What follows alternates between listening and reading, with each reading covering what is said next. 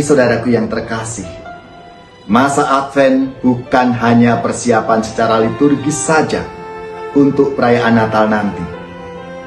Yang lebih dalam adalah kita diajak untuk menyambut Tuhan Yesus yang hadir dalam hidup kita sehari-hari. Hal ini dapat kita mulai dari hal-hal yang tampaknya sangat sederhana, namun konkret. Saudari-saudaraku yang terkasih, berjumpa kembali bersama saya, Inspirasiku di Antara. Renungan Harian Senin 15 Desember, Pekan Advent yang ketiga. Semoga kita bersama keluarga dan komunitas kita selalu dalam keadaan baik, tetap sehat dan bersemangat. Marilah kita mengawali renungan kita hari ini dengan tanda kemenangan Kristus. Dalam nama Bapa dan Putra dan Roh Kudus. Amin. Allah Bapa sumber cahaya iman, Engkau menerangi hati kami dengan harapan akan kedatangan Putra-Mu. Berkuasalah atas diri kami, agar kami layak menerima kehadirannya dalam Ekaristi ini. Dengan pengantaraan Tuhan kami Yesus Kristus Putra-Mu, yang hidup dan berkuasa bersama Dikau dalam persatuan Roh Kudus, Allah sepanjang segala masa. Amin. Dalam nama Bapa dan Putra dan Roh Kudus. Amin. Inspirasi kita hari ini dari Injil Suci menurut Matius bab 21 ayat 23 sampai 27. Marilah kita siapkan kitab suci kita masing-masing. Kita akan membaca bersama-sama, lalu merenungkannya. Pada suatu hari, Yesus masuk ke bait Allah. Ketika ia sedang mengajar, datanglah imam-imam kepala dan pemuka-pemuka bangsa Yahudi kepadanya. Mereka bertanya, "Dengan kuasa manakah engkau melakukan hal-hal itu? Dan siapakah yang memberikan kuasa itu kepadamu?" Jawab Yesus kepada mereka, "Aku juga akan mengajukan satu pertanyaan kepadamu. Dan jika kalian memberikan jawabannya, aku pun mengatakan kepada kalian, dengan kuasa manakah aku melakukan hal-hal itu. Nah, dari manakah pembaptisan yang diberikan Yohanes? Dari surga atau dari manusia?"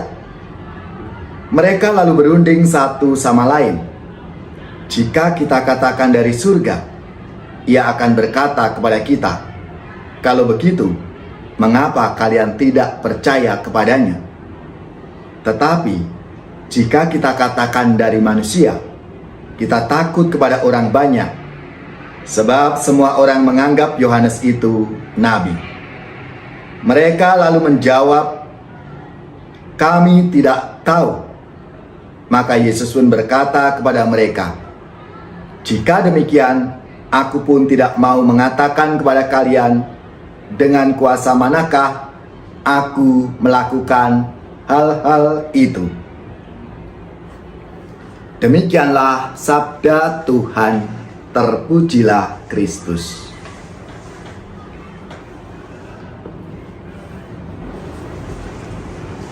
Saudari-saudaraku yang terkasih, dalam sabda Tuhan hari ini menegaskan bahwa sikap orang-orang Farisi mempertanyakan kuasa Yesus bukan karena mereka tidak tahu akan hidup dan karya Yesus.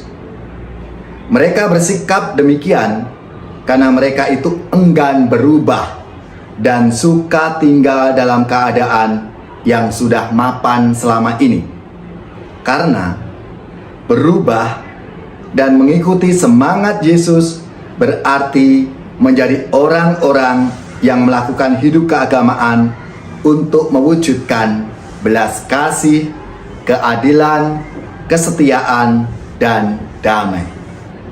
Artinya, mengedepankan pelayanan yang senantiasa menuntut sebuah pengorbanan.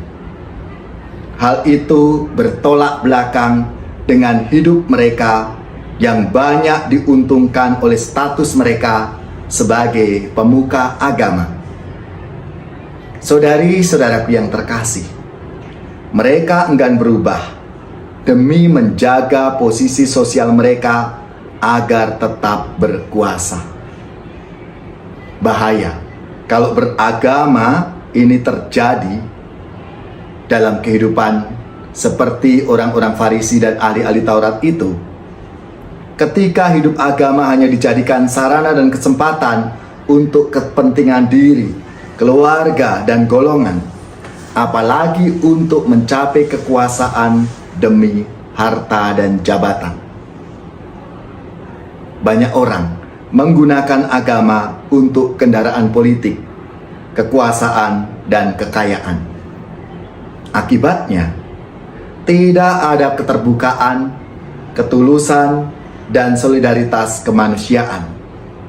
Padahal, agama itu sesungguhnya adalah alat untuk mencapai keselamatan kekal dalam kasih dan kemanusiaan, bukan untuk mendapatkan kenikmatan sesaat. Saudari-saudaraku yang terkasih, masa Advent bukan hanya persiapan secara liturgis saja untuk perayaan Natal nanti. Yang lebih dalam adalah kita diajak untuk menyambut Tuhan Yesus yang hadir dalam hidup kita sehari-hari. Hal ini dapat kita mulai dari hal-hal yang tampaknya sangat sederhana, namun konkret. Misalnya saja, kita berjumpa dengan seorang ibu atau anak kecil yang berkeliling untuk jualan roti, kerupuk, atau makanan lainnya. Ia menawarkan kepada kita dagangannya. Sebenarnya mungkin kita tidak memerlukan atau kita tidak butuh. Namun, jika suara hati kita mengatakan bahwa ia hidup hanya dari dagangannya itu, alangkah baiknya jika kita membelinya. Tidak hanya membantu ibu dan anak kecil itu dan keluarganya, namun kita sebenarnya menyambut Tuhan Yesus sendiri dengan melakukan perhatian, belas kasih kepada saudara-saudari kita yang menderita itu. Marilah saudari-saudaraku yang terkasih, kita mohon rahmat-Nya supaya kita diberikan keterbukaan hati untuk melihat kasih Tuhan dalam kehidupan kita. Bapa yang Maha Rahim, berilah kami hati yang terbuka bagi sapaan-Mu, sehingga kami mampu mewujudkan kehendak-Mu dalam hidup kami sehari-hari.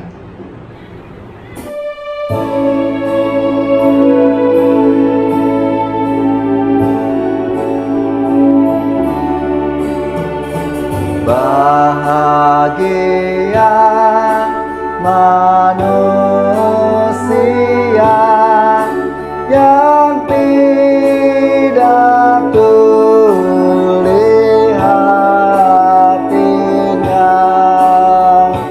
yang mendengar sabda Bapa, tekun melaksanakannya.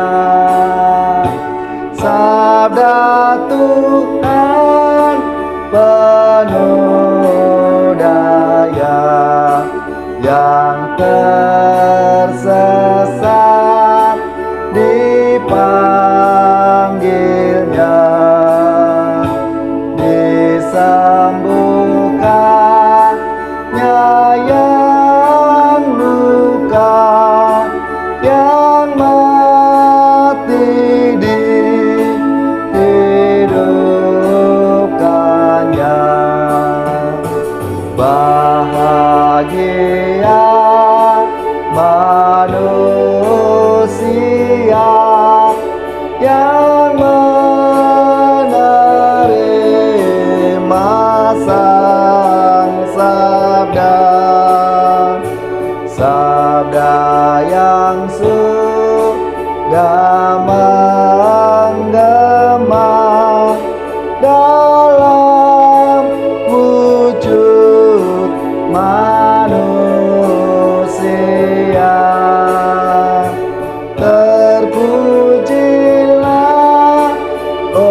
Sang Kristus, sabda kekal dan penebus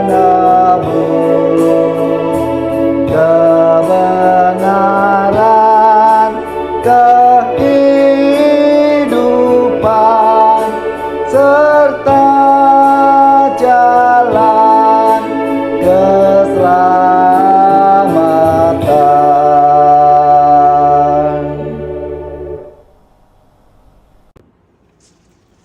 Saudari-saudaraku yang terkasih, marilah kita mengakhiri renungan kita hari ini dengan mohon berkat Tuhan, dan kita akan menerima tugas perutusan. Marilah kita siapkan hati kita untuk menerima berkat-Nya. Semoga saudari-saudara sekalian, keluarga-keluarga, komunitas kita, orang-orang yang kita doakan, mereka yang sakit, yang menderita, seluruh tugas, belajar, pekerjaan, usaha, serta karya pelayanan kita dibimbing, dilindungi, dan diberkati oleh Allah yang Maha Kuasa, Bapa dan Putra dan Roh Kudus. Amin.